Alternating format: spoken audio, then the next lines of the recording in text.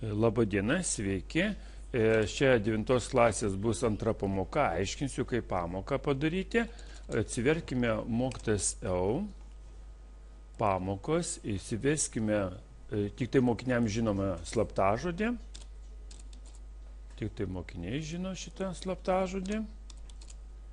Ir atsidarę pirmos gimnazijos klasės antrą pamoką, mes matome, kad praktinė užduotis yra dvietainė, 16-tainė, 8-tainė ir 10-tainė sistemos. Skaičiuojant matematiškai gana ilgai užtrunkama tai ir gal tik tai studijuojant programavimą, kažkokie kitokias, sakykime, sritis gilinantis, tos 10-tainės, 2-tainės, 16-tainės, 8-tainės sistemos tokios būtų reikalingos matematiškai suskaičiuoti.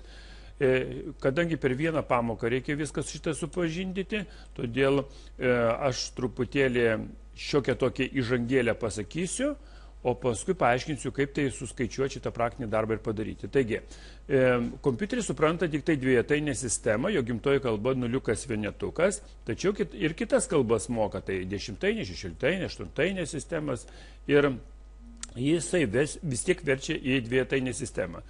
Yra tokia programa kompiuteryje assembleris, kuris būtent va taip ir verčia šituos dalykus iš kitų kalbų į dvietainę sistemą. Ir kurie va kodus ten nori narstyti ir žiūrėti, jie gali suprasti, kaip koks simbolis, ką reiškia dvietainė arba 16-tainė arba 8-tainė sistemai. Tai kaip dabar padaryti šitą pratimą? Mes matome, parašykite, pirma užduotis, parašykite dvietainius skaičius, dvietainiais skaičiais šios dešimtainius. Tai 26, 1999 čia dešimtainė, o jos reikia išversti į dvietainius. Todėl siūlyčiau paimti nuo kompiuterio kalkuliatorių, susirasti reikmenis, susirasti lietuviškai vadinasi skaičiuotuvas.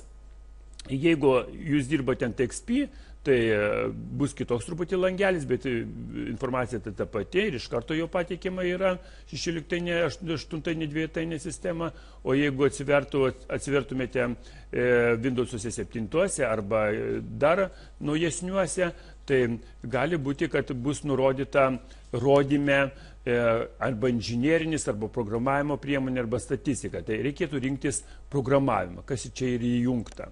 Taigi, įjungtas tas langas ir mes pasižiūrėkim, kaip tai viskas dirba.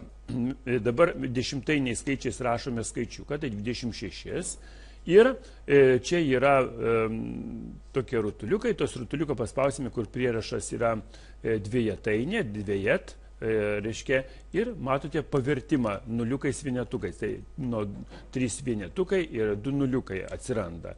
Tai 26 skaičius dvietainiai sistemai reiškia va šitą koduotę tokią. Koduotę. Taigi jums ir reikia padaryti, kad jūs pirmą ir antrą ir trečią ir visas tas užduotis padarytumėte iš vienos sistemos, pervestumėte į kitą sistemą ir tai atliktumėte Word'e, kaip pavyzdžiui, čia parašyta 26, brūkšnys turėtų būti 110110.